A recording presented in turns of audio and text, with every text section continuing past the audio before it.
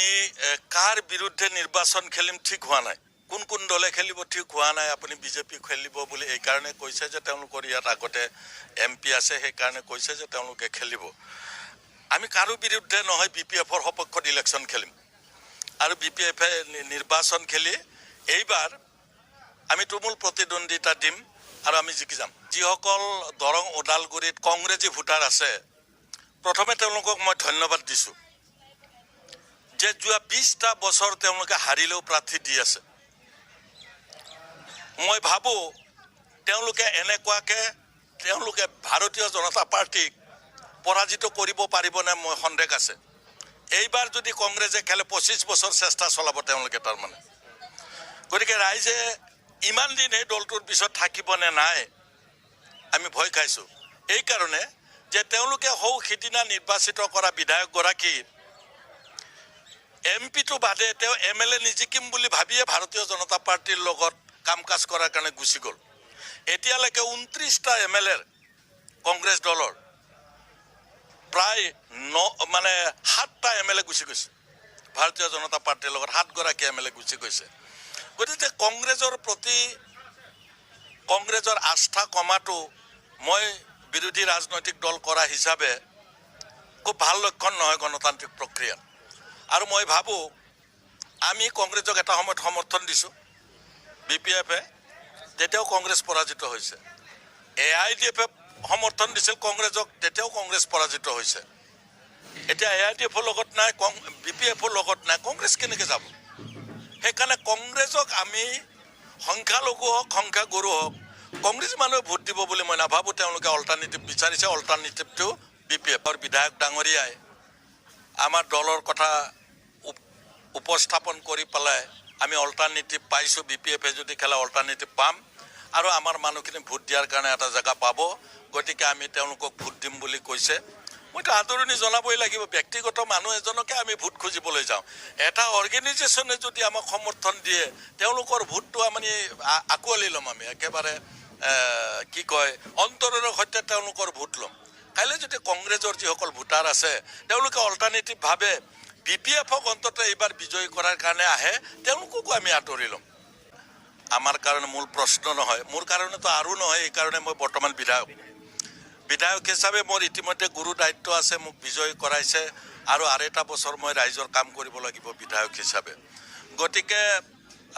বাকি যি 4জন আছে আটাইকেইগৰাকী উপযুক্ত প্ৰাৰ্থী আমাৰ যিকোনো এগৰাকীক দিলে আমি আগবাঢ়ি যাম আৰু মোক যদি প্ৰাৰ্থিত্ব দিয়ে ময়ো সমানে প্ৰচেষ্টা চলাম বিজয়ী হোৱাৰ কাৰণে আৰু মোৰ এটা নিজা চিনাকি এটা বাহিৰত আছে বাকি যি 5টা সিট আছে ৰঙিয়া কমলপুৰ চিপাঝাৰ মঙ্গলদৈ কালাইগাঁও এই 5টা সিটত AIDF কংগ্ৰেছ SGP বিজেপি আটাইবিলাক ৰাজনৈতিক দলৰ মুৰব্বীসকলৰ লগত মোৰ সম্পৰ্ক ভাল আৰু মই ভাবোঁ বহুতেই ৰচিদ ধৰি পেলাই নাটানে এইবাৰ নিজৰ দলৰ আমি দল হিচাপে পাম ব্যক্তি হিচাপে নহয় মই যিমান পাম হয়তো বাকি প্ৰাৰ্থীসকলে খেলিলেও সিমানে পাব বাহিৰৰ যি 10.5 লাখতকৈ অধিক ভোট আছে সেইখিনি হয়তো অলপ কম বেছি হ'ব পাৰে মই খেলিলে হয়তো 2টামান ভোট বেছি পাম কোনোবা এজন প্ৰাৰ্থীয়ে খেলিলে 2টামান ভোট কম পাব কিন্তু মই ভাবোঁ নীতি আৰু আদৰ্শ চাইহে দলটো ধৰ্ম নিৰপেক্ষ হয় নে নহয় গণতন্ত্ৰত বিশ্বাসী হয় নে নহয় অসমৰ সংবিধান মানে নে নামানে নে মুখৰ আগত জাতি আৰু ধৰ্মৰ কথাই কৈ থাকে বিপিএফে তেনেকুৱা ধৰণৰ নীতি আৰু আদৰ্শ চাই মানুহ ভোট দিব গতিকে মই ভাবোঁ দুৰ্গা দাস বৰুৱাই হওক বাকি 4গৰাকী প্ৰাৰ্থীয়ে হওক তেওঁলোকে ভোট দিয়াত আপত্তি নকৰিব আমি 17 বছৰ প্ৰত্যাহ্বান নহয় আমি 1 নম্বৰতে আছোঁ লাষ্ট ইলেকশ্যনতো আমি 1 নম্বৰ জোৰ কৰি আমাক গভৰ্ণৰ ডাঙৰীয়া অন্যায় কৰিলে সেই সময় গভৰ্ণৰ ডাঙৰীয়া এতিয়াও এক আমি ভাৰতীয় জনতা পাৰ্টি UPPL ইয়াত 1 নম্বৰ হ'ব পৰা নাই ইলেকশ্যন খেলি আজিও নহয় তেওঁলোক গতিকে আমি 1 নম্বৰে ইয়াত আৰু BPFৰ MP ইলেকশ্যনত আপুনি দেখিব আমি জনজাতীয় সম্প্ৰদায় অন্যান্য জনগোষ্ঠীৰ ভোট সংখ্যালঘুসকলৰ ভোট আমাৰ বংগভাষী নেপালী ভাষী আদিবাসী যিয়ে নহওক সকলো সেক্টৰৰ মাজত BPFক গ্ৰহণ কৰা নজিৰ যোৱা 15টা বছৰে আছে গতিকে মই ভাবোঁ সেই জনগোষ্ঠীসমূহে BPFৰ নীতি আৰু আদৰ্শৰ প্ৰতি চাই পেলাই ভোট দিব চাওক আমাৰ দৰং ওদালগুৰিত 6টা সমষ্টিত মাজবাট, ওদালগুৰি, টংলা, ভেৰগাঁও, তামোলপুৰ আৰু গুৰেশ্বৰ এই 6টা সিটত আমাৰ 11 লাখ প্লাছ ভোট আছে আৰু আমি BTCত 1 নম্বৰ হ'ম, বিজেপি 2 নম্বৰ হ'ব। ইয়াত আমি 3বাৰ ইলেকশ্যন খেলাৰ পিছতো চৰকাৰ কৰিলোঁ, আমি পূৰ্ণ গতিত চৰকাৰ চলাইছে হাগ্ৰামা মহিলাৰী ডাঙৰীয়াৰ নেতৃত্বত। তাৰ পিছতো আমাৰ জনসমৰ্থন নাইকিয়া কৰিব নোৱাৰিলে। বিজেপি আৰু প্ৰমোদ বড়োৱে লগ লাগি এটাই পাইছে 9টা, এটাই পাইছে 10টা সিট, আমি পাইছোঁ 17টা, এজন কংগ্ৰেছে। গতিকে এই কথাখিনি চাবলৈ গ'লে আমাৰ গণভিত্তি আমি বিপদত পৰা নাই। আৰু এই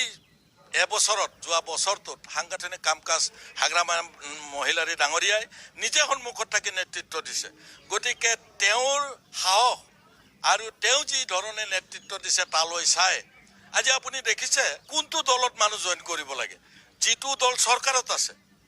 বিজেপিত জইন কৰিব লাগে, UPPLত জইন কৰিব লাগে, AGPত। ইয়াতো আজি UPPL আৰু বিজেপিৰ মানুহে BPFত জইন কৰিছে, যিটো দল নেকি ক্ষমতাত নাই ইয়াত। গতিকে মানুহৰ 4 বছৰ নাযাওঁতেই আমুৱাইছে BTCত থকা চৰকাৰখন। বিশেষকৈ মই ভাবোঁ BPF 2003 চনৰ পৰা 1 নম্বৰ হৈ আছে আৰু আগন্তুক নিৰ্বাচনতো 1 নম্বৰ হ'ব।